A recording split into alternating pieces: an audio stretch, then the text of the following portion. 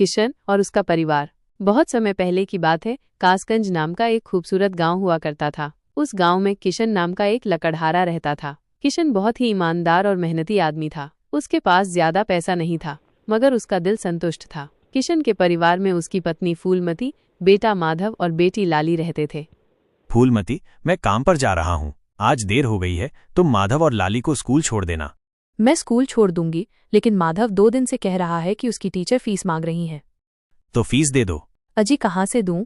जो पैसा तुम लाते हो उसमें मुश्किल से रोटी बन पाती है। उतनी सी तनख्वाह में बच्चों की फीस कैसे भरूं? आज ही मैं सेठ तुलसीराम से पेशगी या तनख्वाह बढ़ाने की बात करता हूँ। आज तो तनख्वाह का दिन है, देखना सेठ तुलसीराम फिर कोई बहाना बनाएगा। हाँ भाई, पिछली बार बोला कि मैंने उधार लिया था और आधी तनख्वाह काट ली। भाई, सेठ तुलसीराम तो एकदम लालची है, काम दुगना करवाता है, पैसा आधा देता है। सेठ जी, महीना पूरा हो गया, मेहनत की कमाई दे दीजिए। देखो भाइयों, माल अभी नहीं बिका, पैसा कल या परसों मिलेगा। पर सेठ जी, घर में दाल भी नहीं है, बच्चों की फीस भी भरनी है। बोला ना 2 दिन रुक जाओ, अभी पैसा नहीं है। सब मजदूर उदासी और मजबूरी के साथ काम पर जाते हैं, जैसे दिल में कोई बोझ हो और थकावट। क्या हुआ किशन, तनख्वाह मिली? अभी नहीं, सेठ ने 2 दिन का वक्त मांगा है। लेकिन स्कूल वाले कह रहे हैं अगर फीस कल तक नहीं दी तो माधव और लाली को स्कूल मत भेजना। सेठ जी, ये तो सिर्फ 2000 रुपए हैं, 3000 का काम किया मैंने। पर बीच में तूने आराम भी किया था, यही उस आराम का मुआवजा है।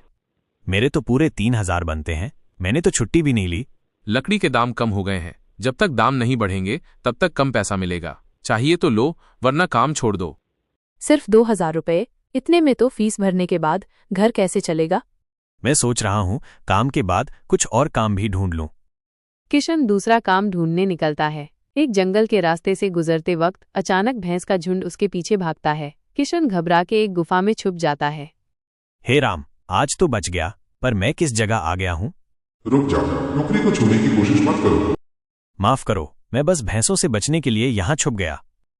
मैं इस गुफा का रखवाला हूँ, तुम एक पवित्र मनुष्य हो। अब तुमने इस टोकरी को छू लिया है तो ये तुम्हारी हो गई है। ये एक जादुई टोकरी है, इसमें जो डालो वही बार बार मिलेगा, लेकिन सिर्फ एक ही वस्तु। अगर लालच किया तो सब कुछ खोना पड़ेगा। फूलमती, ये देखो मैं क्या लाया हूँ। एक टोकरी? ये जादुई टोकरी है। तुम्हें याद है एक बार मैं चंदन की लकड़ी लाया था? हाँ, वो तो अलमारी के नीचे रखी है। चंदन टोकरी में डालते हैं और टोकरी भर जाती है। अरे राम राम, यह तो चमत्कार हो गया। किशन चंदन की लकड़ी बेचकर अच्छी कमाई करता है, बच्चों की फीस भर देता है, घर का सामान ले आता है। अब आपको सेठ के यहाँ काम करने की जरूरत नहीं है। नहीं फूलमती, मैं सेठ के पास नहीं जा रहा। मैं तो नंदलाल, सीताराम और बाकी दोस्तों को ये खुशी बताने जा रहा हूँ। मैं अकेला ही क्यों खुश रहूं? सब मिलकर काम करेंगे तो सबकी जिंदगी सुधरेगी। और इस तरह एक ईमानदार आदमी किशन ने न सिर्फ अपनी बल्कि दूसरों की जिंदगी भी रोशन कर दी, क्योंकि असली जादुई टोकरी तो ईमानदारी और विश्वास होती है।